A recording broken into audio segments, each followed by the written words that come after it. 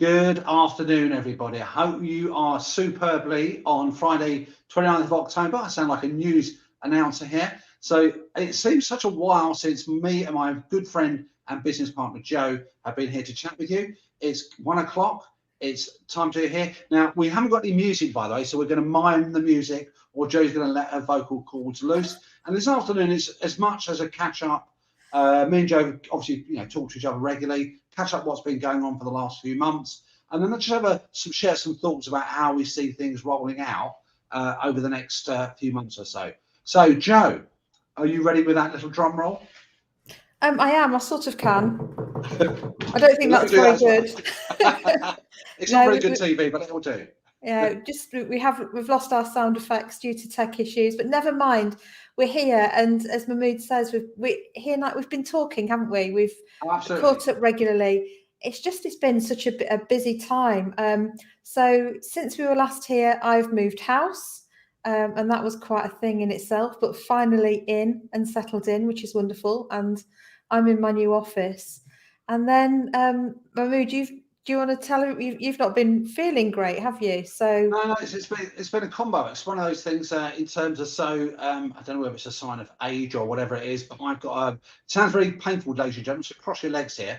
Prolapse disc here. You're probably thinking, what a Superman standing here with a prolapse disc. It's working its way through. So I've had some battles with the medical system, both private and NHS, but we're actually on the road here. So I've got 3 options here to let it sort itself out: injections or surgery, and hopefully the first 2 might do things here. So I'm slowly getting back in. For the first time in 26 years, by the way, I took more than a day off for being poorly. So that was quite something to cope with. And I think what it made me think is that if you're the business owner, you're in your own business here, you've got to make sure that you safeguard that most important asset, because without you, has an impact. Luckily, I've got a very good team here, but ultimately, I missed it, and but clients have been very supportive, and that's where we are. But it's been interesting as well. It's been a very productive summer. I know you've had a lot of things going on here. I'm not allowed to mention damehood yet at this stage, am I? No, not at all. So I think Mahmood's teasing me, everybody. So we hope that you've been great too, and we'd love to know how you've been getting on and what sort of summer you've had. I mean, we're well into autumn now, aren't we? And it just really feels like things are changing, and things have really opened up since we were last here. And it's been interesting to see sort of all the developments from COVID and beyond. So what are your thoughts on that, Mahmood? Well, it's weird actually, because I think to a large extent, obviously all the public funding of COVID, like the job retention scheme, the self-employed grant, that finished at the end of September. Obviously changed it on a personal circumstance like universal credit. We've had a budget recently, and I definitely think the landscape and the fiscal outlook is such that COVID is going to settle down at some point, certainly for the UK, in terms of people getting on with things. What's quite strange, I think, by the very pattern of behaviour, there's a lot of money to be spent out there by individuals and businesses. There's a lot of demand building up. I think there's going to be some cost challenges and economic challenges going forward, but I still think if you've got the right mindset and the setup and the planning, it's a great landscape for opportunities as well as challenges as well. Yeah, it really feels like everything's in some areas anyway are absolutely booming. So now that people can get together, they can meet together, and so much, they're trying to get so much done, I think, this side of Christmas, and then set up ready for 2022.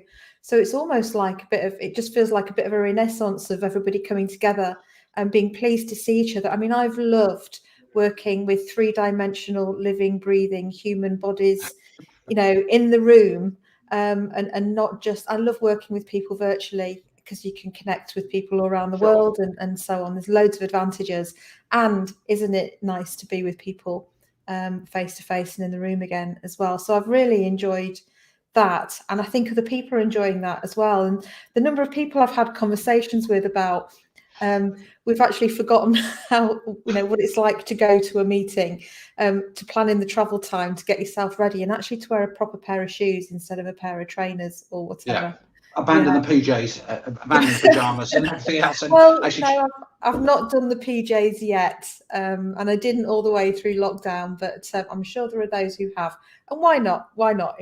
if Absolutely. It's interesting you said that, Joe, because I think it lends itself to that, I think, what they call like a blended business model. So I think one thing for me, I mean, there's many things that COVID pandemic did. I think it accelerated the technological growth and impact on businesses. So I think that was always going to be on the landscape. All it did, it just brought it forward by a few years. I think it was also made people think about that for certain businesses, you need that, human face-to-face. We are social animals, all said and done. So we do need that human interaction. But it also means that you may have forgotten how to do in-person business here. So there might be some rusty skills that are going to be dusted down and polished as well. Yeah, I think, and people are getting back into it. And of course, huge credit and hats off to all the key workers and everyone who kept the country moving while we were in lockdown at home. Those people who were out there, making sure that we could eat, drink, get healthcare, and get looked after generally. So, that's quite a thing, really. So, yeah, and I think the other thing that I've noted is that people are reevaluating what they want to do and what's important to them, and they're making different choices as well, emerging from COVID, because we've had that time to sort of stop and reflect, haven't we? The economists and media are calling it the Great Reassessment, where people are really rethinking, what they want out of their career and life, and what does that mean from an employment point of view? Do you think? Well, I think it's interesting actually, because I think it's weird actually in terms of there's always that, I think, difference between people expressing an opinion and how they modify and change their behaviour. Behaviour changes take a much longer period of time. So I don't think we're going to see wholesale changes in behaviour across the board. But I think certainly what we're seeing on demographics, where people are saying, actually, I've got this issue where I want blended working, so working at home, working within an office environment there as well. I think what that means is if you're an employer, which I am, and I know you are as well, what that means is that the people you're looking for is going to be much tougher to get those skills that you need. But I think you need to adapt and change your mindset now to have what I call blended working. So my own business, historically, prior to COVID, it was always you had to be in the office to work here. Certainly now, I've got people working remotely to actually support the office. They've still got the same skill levels here. But I think you've got to, as an employer, you've got to think beyond just good salary, good support systems. It's the other elements that you've got to blend in to actually retain and get staff in the first place. Because I think that's a real massive problem for lots of people on the supply chain, is getting good quality resources to help run their businesses. Yeah, and from a business planning perspective as well, I get the sense that a lot of people are putting in the groundwork now to make the most of the rest of this year and get off to a flying start for 2022, which I think is super important. And so let me ask you, sorry, Joe, I was going to put you on the spot here. Now, from your area of expertise, innovation, do you think going forward there's anything different about how people should approach innovation compared to what's gone on before? I think there are people who have been thinking about, they've had an idea actually through this last period, and now they're ready to crack on and make it happen. And I think a lot of people have felt like they've been, treading water and keeping going, and now they just really want to go for stuff. So I think it's very, very positive actually, from an innovation perspective. Loads of people that have got these great ideas and now they're out there actually making them happen. And they'd started doing a lot of the thinking and the pre-work and the testing and so on. And now they're feeling confident that it's a good time to go for it, which is really encouraging. I like your positivity there, because I think despite what's gone on before, and I don't want to dwell on the past, but it has an influence on the future, is I think those practices that some people may have put away in the toolbox, like risk appetite, risk management, planning, cash flow forecasting, all those are still important. I think it's going to be careful to actually look beyond a short-term horizon and think, things are going to be more expensive. We know energy costs are going up. We know insurances are more expensive. We know the cost of labour is going to be more expensive. We know there are pressure on supply chains. But that doesn't mean you shouldn't do that. And you've got to look beyond, I think, that next 6 to 12 months, and things will rectify, I think, and change as well. Absolutely. I think it's about doing the right things now for tomorrow. So I sort of do something every day that your future business will thank you for, and the business tomorrow will thank you for. So just putting some groundwork in and just keeping going, but get ready now for finishing the rest of this year. We've not got long, have we? I think it's about 60 odd days. Yeah, 60 odd days, yeah. To December the 31st, and some of those are holiday days. So make the most of what we've got and really look at how you can have a flying start into 2022. So I know I'm doing that and putting in quite a lot of groundwork around some of the media work I'm doing and some of the product development that I've got going on in the background, ready to take off early in the new year. That's fantastic. So one of the things that I've loved work. I mean, we've been working together for what seems like a lifetime, though in actual calendar years, months is probably less. But you're a fantastic person to work with, and I think what I love about when we come together and work on the Business Growth Club. By the way, folks, if you want to get some more information, just a little bit of a plug. Log on to mahmoodandjoe.com. I think you can catch us up on what's it called, #replay. But the great thing is we both run our own businesses independently. And we come together here. So we're not bringing just academic textbook stuff to the conversation. It's actually what's going on. And I know you've got lots of exciting plans going forward in terms of new products and services. Am I allowed to inquire roughly sort of what arena they are in or what you're up to? Yeah, they're really sort of high-end innovation programs. So and that help actually make innovation happen and understand innovation, but also understand our individual psychology around innovation and what helps us and holds us back. So very, very practical, how to get an idea from nothing to off the ground, how to collaborate, but how to think more creatively and make the most of all the resources that we've got between our ears as well. And and I love working with you too. And I think we've got such brilliant complementary skills. That it's really lovely when we bounce off each other and get together. Yeah. I know every time that we catch up and have a conversation, we keep in touch, that I still learn and get stuff from you. And I'm thinking that's really interesting. So even though I've been running my own businesses for 26 years plus, I'm still open to actually learning and sort of, taking what the things that you do and applying them as well. Yeah, likewise.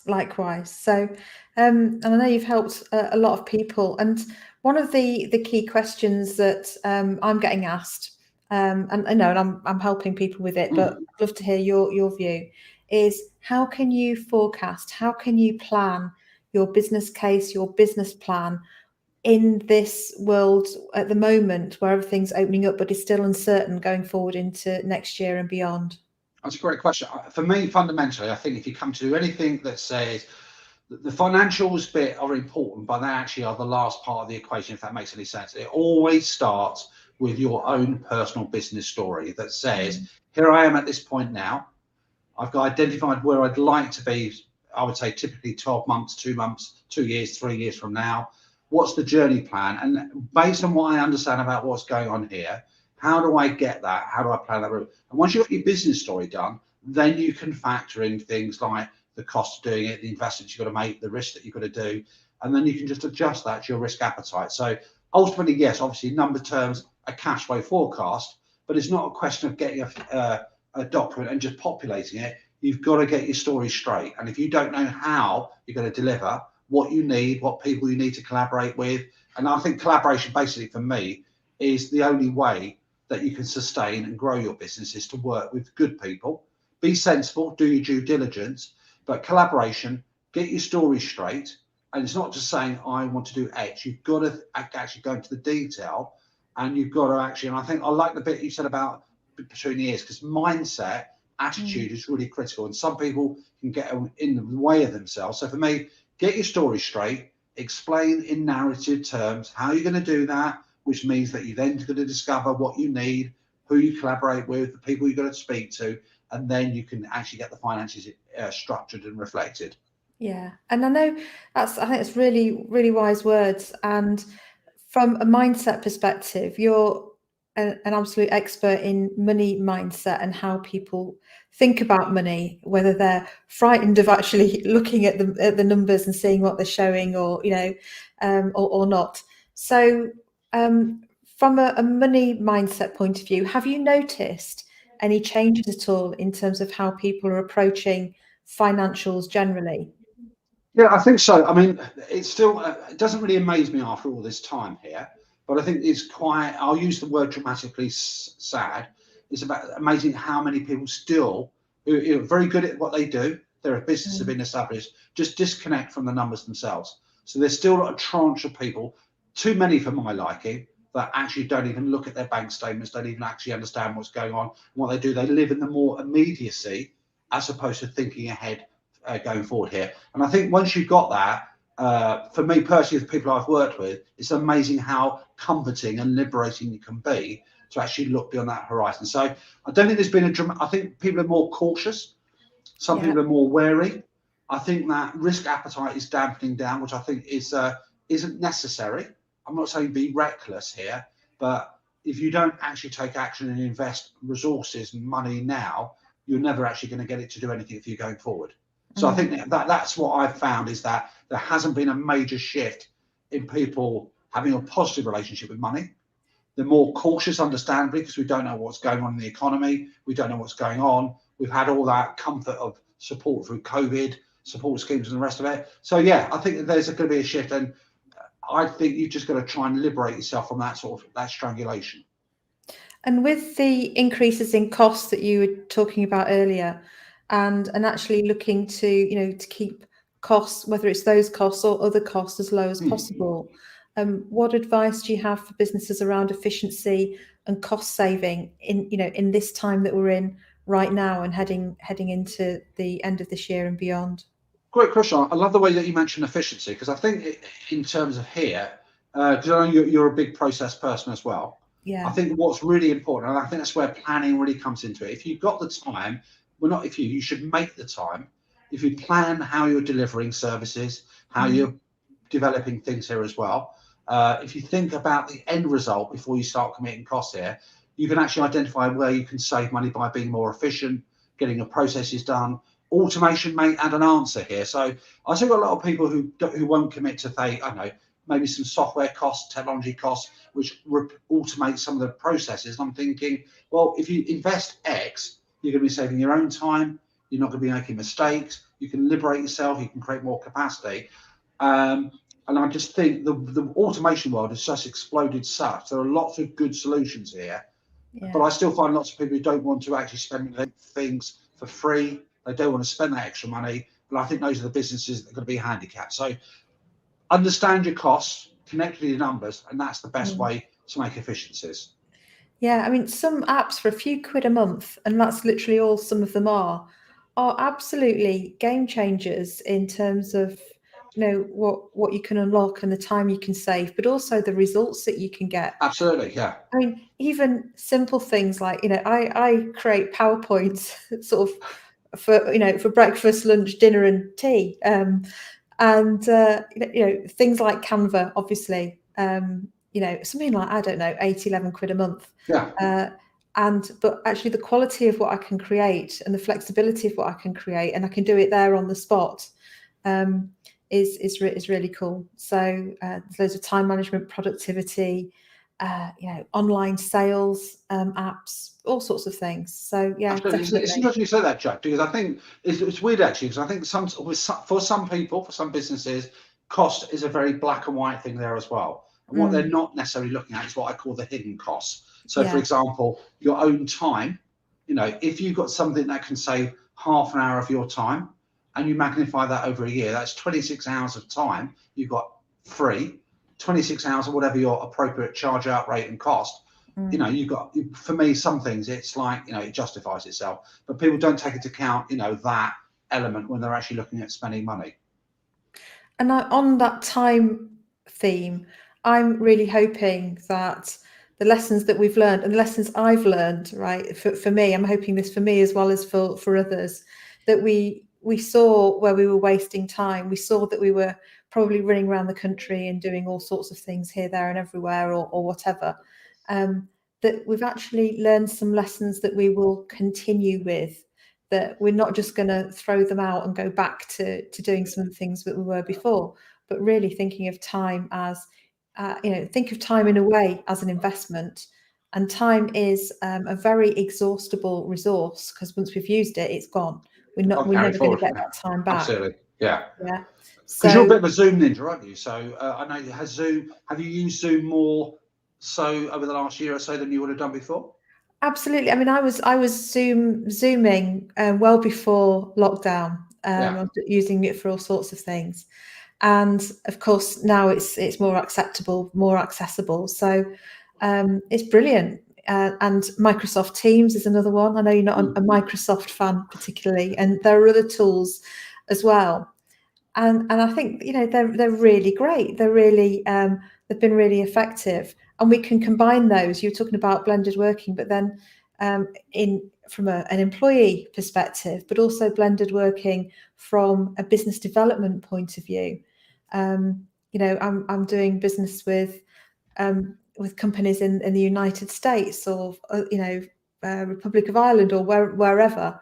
And none of us are having to go anywhere. We're getting some really great results by working together Absolutely. online. So I think that will continue, and I hope so. I'm going to put you on the spot in a moment, so to actually ask your opinion on a few things. I'm just going to say we've got somebody joining us. Helen. I think we should put her on the screen and say hello, don't you? Yeah, I do too. Helen, thank you very much for joining us. I love that photo, Helen. Isn't it beautiful? Yeah. Is that a wheat field or something in the background? My I think so. Yeah, that's very good. Helen, thank you very much for joining us. So we've been talking about landscapes and challenges and things going forward. We talked about technology. We talked about risks and all the rest of it. So Helen, I'd be interested to hear your view about your perceptions, your views about what the future holds, certainly for business and otherwise. So Joe, let me ask you, while Helen's reflecting on that, what would you say, let's go for two, the two biggest things that businesses need to be aware of, brackets factor in, one can be a challenge and one can be an opportunity. Oh, okay. Are you going to go first then? No, I'm going to ladies first, as they say. I know it's old fashioned to say that, but I'm going to. So that's putting me on the spot, isn't it? Well, we like this. I think a challenge will be the continued pace of change and unexpected things popping up. How expected they are depends on your point of view. But, you know, we've had the petrol energy things popping up, and other, you know, waves of COVID popping up. And, you know, certainly here in the Northeast on the news, we've been asked to wear masks and take, you know, precautions and so on, because it's still there. So I think just that uncertainty of things moving up and down is going to be a biggest challenge. And I think the opportunity is that the world is, you know, seems to be ready to get back to whatever is a new normality again. And that'll be different from how it was before, but it feels like we're ready and the doors are open, and that sounds exciting. That's that enthusiasm. So listen, I'm going to share mine in a moment. I love that answer from Helen. I'm just going to share that on the screen. Good attitude here. So, and I think that's a very pertinent point, isn't it? Because lockdown hasn't always been a negative situation, and it's allowed the law of unintended consequences or positive action here. So let's have a look at what Helen's up to here. Oh, I like this one. So online courses and online shops selling art and art products. Give us the, if it's ready, Helen, stick the web address of your... Yeah, we'll share that with our audience as well. We'll share it with the audience, but also I'm interested because I have, as a creative, I've got a side hobby of mixed media art. So I'm not very good at it, but I really enjoy creating and collage and painting and all of that. So new ways of working, Helen says, and wants to go forward. Yeah, I think that's the thing, isn't it? We've had this experience that we can't unexperience now. We've had this learning that we can't unlearn. And so helenhallows.com, I shall check that out, Helen. Thank you very much. Perfect. Yeah, there you go. So look, folks, look that up. Obviously, you know, if you're coming on, share your thoughts with us as well. We're more than happy to share that with the rest of the world. So superb. So we're going to take that off now. So I love that answer you gave, Joe. Now for me, I suppose challenge, if I relate it to my own businesses, as long as you're not off one single person show, I think the biggest thing is this idea of collaboration is about the resources, the human resources you need to actually deliver your products and services and support them. So I think that's the biggest challenge. And what that means is, it also means that you have to think carefully about, whether you employ somebody. I still think there's great arguments for taking somebody on as an employee. Freelancing, other things that you can address in terms of systems, where you can free up time so you don't need as much capacity. But I think that's where the biggest challenge is finding that export resource. Opportunity, I think, if you look over the centuries, people always want to buy stuff. Different things maybe, but there are still buyers and there are still sellers here. And as long as you don't get in the way of yourself, I think it's a great opportunity to actually make money, do good things, and carry on with your why there as well. Yeah. Just the last thing, I think that's only appropriate. Mixed media artists, love that. Yeah, I'll come and do a course with you, Helen. I'll follow up offline. So Helen's on Facebook. So Helen, I'm on Big Bang Partnership on Facebook. So we'll exchange, and I will do one of your courses. I love doing mixed media art courses. I take it the Big Bang, by the way, is not from the comedy show, is it? I think that was completely unconnected. No, I was there before. So my business is called the Big Bang Partnership Limited, and I was before the Big Bang Theory. But it hasn't done any harm, has it? So you're not suing for copyright. You're not suing for copyright or anything. No, well, you can't when you go first. I think the Big Bang as well. It's such a universal sort of metaphor, isn't it? And that's why I picked it for for big innovative change. Yeah. So what's your thoughts going forward, Joe? Are you, because I know you're naturally, ever since I first met you, I would say you're certainly somebody who doesn't take prisoners. I think anybody who underestimates you is a fool. You're very intelligent, very capable. You've got a really positive outlook of life. Are you looking at the future with optimism, or? Yeah, I can't do anything but look at the future with optimism. I mean, even in I suppose the worst moment was around sort of March, April of 2020. So I'm not going to sit here and say, yeah, I thought everything would be fine, because I don't think I did. I don't think no one knew where that was going to go. But I am generally, an optimistic person, because I think the energy that we have creates a self-fulfilling prophecy for how it's going to turn out for us in the future. And yes, we can have some bad luck from time to time, but we'll have more good luck than bad if we're optimistic. But if we follow opportunity, and if we approach life and business with the right energy, and I think it is about having the right energy. And yes, I don't take any prisoners and all of that, but that's really rare where we have to do that, because I think if you're working with people who are genuinely doing the best, might make mistakes, but they're genuinely doing the best, they're being upfront with you, and they're generally decent, high integrity people, then we're being honest with each other in general, not us in general, then why won't we be optimistic and positive about what's ahead? 100%. Yeah. I think it's a great attitude. I'm pretty much there. I personally speaking, I love being in business, even though it's a bit of a roller coaster. It's not always hearts and flowers here, but I love it. I always look at the future with optimism. I'm not naive or anything of that nature, but I love challenges and I love embracing stuff that seems difficult to actually find a navigate way. So I think for me, running a business is as much an intellectual pursuit. I don't mean academic intellectual, but it's it tests your mind. You've got to think of ways to resolve things. Shit happens, if I can swear, at this time of day, and you've got to think of a way to get around it. So yeah, optimistic, but not without its hard work. And application sweat still has to come into the equation. And I think as well, we are purpose-focused, purpose-driven people. So we're in business to make money and do all of those good things. But it's not solely about profit. If it was solely about profit, you and I wouldn't do a lot of the things that we do. We're in business because we want to make a difference in our own way, with our own particular skill sets and talents and experiences.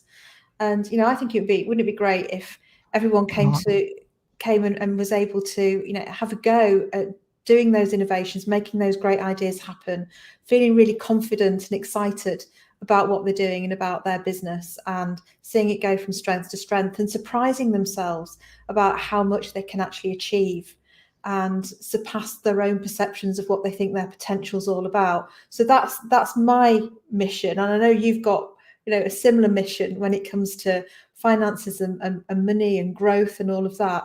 And I think it's about, you know, just appreciating every day that we get to work on that purpose and be a successful business. I think it's right there. I think, I mean, Simon Slick, I think he's spent a whole career about talking about it. But if you don't have a why, you don't have a purpose, ring-fence, yes, it's got to make money. But if you just pursue money in its own ends, basically you're going to have a real difficult, tough challenge on your hand. And that's, for me, a pointless exercise. You've got to have your own why, your own purpose, not somebody else's here. And if you've got that as your Northern Star, you know, I think you're really halfway there to victory. And I think Helen's just, I'm going to share this one here. Yeah. I think that's quite a good way of describing things. So a friend described being in business as climbing a mountain whilst surfing the rapids. It is a bit like that, isn't it? It is. And I think especially when you're running the day job and you're doing your growth and innovation activities in parallel, that's when you've got that sort of tug between the two.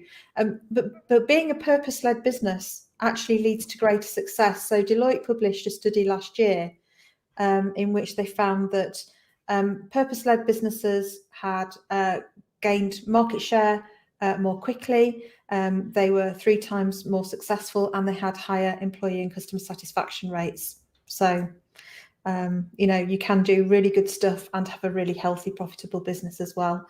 And yes, it is a little bit like climbing the mountain and surfing the rapids at times, but that's the challenge, isn't it? That's the challenge. Absolutely. So listen, Joe, this is our regular time, folks, by the way. So we'd love to see you every Friday at 1 o'clock. We will publish our agenda for next week. We haven't quite decided what we're going to talk about next week. We haven't, have we? But, you know, that's the excitement of not knowing what's coming up. We will be a bit more organised. So we're just getting back into it ourselves. We'd love your company. Obviously, if you've got any feedback or comments you want to share with us, put your hashtag replay so we know you're out there. We'll respond accordingly. This recording will be available, so you're more than happy to digest it. We'd obviously like your company every Friday at 1 o'clock. We want to make the show as interactive and as informative as possible. So me and Joe tend to do things that are BS free. We'll give you straight, direct, sharing thoughts. We want it to be friendly and accessible. I think for me, that's pretty much all I'm going to say, which is unusual. Yeah, and I think I would second all of that. And just if there's anything you'd like us to cover on this show, we are looking at you know, what we're going to be talking about between now and Christmas and then beyond. So if you've got questions or things that you want to get to the bottom of, then let us know, and we'll do it here, because we're here to help you. That's why we turn up and do absolutely. Between me and Joe, brother, we have a very big suite of skill sets and knowledge and experiences to share. We're here to help businesses, you know, achieve their own end purpose and all the rest of it. What I would say is, well, shall we tell you what? Let's do it next week. We'll announce some new things coming up on the horizon here, which we'll share with people. But folks, listen, have a wonderful week. As I used to say on police programs, don't have nightmares. The business landscape is a real exciting one to be in, and I look forward to see you guys next week. Yeah, me too. Good to be back. Great to see you all. See you soon. And we will have our music to play back to you next week, but for the time being, we'll pretend there's a drum roll or something going on. We'll rock it out. Yeah. Folks, listen, have a great week. Talk to you guys soon.